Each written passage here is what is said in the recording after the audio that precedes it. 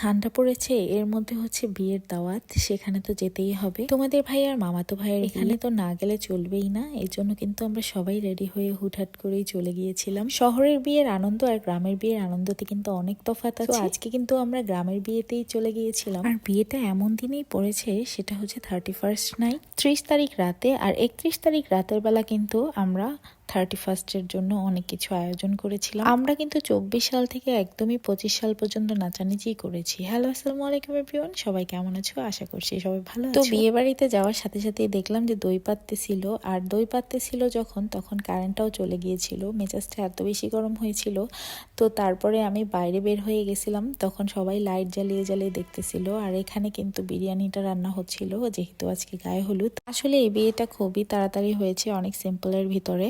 গায়ে হলুদ যে দিবে সেটারও কোনো প্রিপারেশন ছিল না, আর এই রকম আয়োজন যে হবে তাও কেউ ভাবেনি, কারণ আমাদের কিন্তু সবারই দাওয়াত ছিল হচ্ছে কালকের দিনের জন্য। তো আজকে হঠাৎ করে দেখি এরকম রান্নার আয়োজন শুরু করে দিয়েছে। তো এই যে বিরিয়ানিটা রান্না হয়ে গেছিল, আমরা সবাই বসেছিলাম খাওয়ার জন্য, কারণ খাওয়ার শেষেই কিন্তু আমরা নাচানাচি শুরু করে দিব।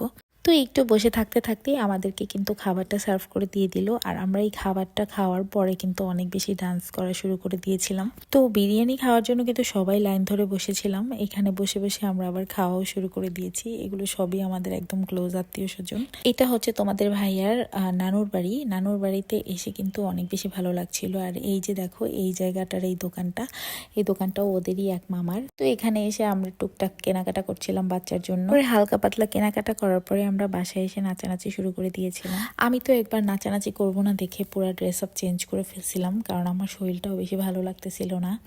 যেহেতু কালকে সারাদিন আমি দাঁড়িয়ে দাঁড়িয়ে কেক বানিয়েছিলাম, কেক ডেকোরেশন করেছিলাম, কিন্তু আজকে এসে আমার এত নাচানাচি করতে হবে এটা আমি বুঝি নাই। তো শাড়ি শুড়ি আমি খুলে ফেলছিলাম। তারপরে এইখানে যত মুরব্বীরা ছিল, চাচি মামিরা, আমাকে সবাই ধরে নিয়ে তারপরে বলছে যে তুমি আবার শাড়ি পরবা, আবারও নাচানাচি করবা। আসলে আমি না নাচলে তাদের নাকি নাচা হবেই না, এর জন্য কিন্তু আমি আবার গিয়ে শাড়ি পরে ফেলছি। শাড়ি পরার পরে কিন্তু আবার ওদের সাথে আমি নাচতেছিলাম। এরপরে নাচানাচি করতে করতেই দেখি কি যে গরু নিয়ে আসছে। তো গরুটাকে শান্ত করার জন্য কিন্তু আমরা ডিজে সাউন্ড বক্স সব অফ করে দিছিলাম। এরপরে গরুটাকে জবাই দেওয়ার পালা। এখানে আমরা সবাই দাঁড়িয়েছিলাম গরু জবাই দেখবো এই জন্য। আর ছোটবেলাটায় সবাই গরুর জন্য কিন্তু ওয়েট করে যে কখন আমরা গরু দেখবো। এখানে কিন্তু জাইনও দেখতেছিল, জাইন অনেক কষ্টও পাচ্ছিল যে গরুটা এখন মারা যাবে, গরুটাকে জবাই করা হবে। তো জাইন অনেক ধৈর্য ধরে এখানে দেখতেছিল। আর আমার সেজো বোনের ছেলে তো আরও দেখতে পারে না, ও তো কোনো কিছু জবাই দেওয়া বা মেরে ফেলা এগুলোকে একদমই দেখতে পারে না। তো এখানে ও কান্নাও করতেছিল গরুর জন্য। এরপরে কিন্তু আমরা গরুর কাছে আবারও চলে আসছি, গরুটাকে বাঁধতেছিল পা, আর সামনের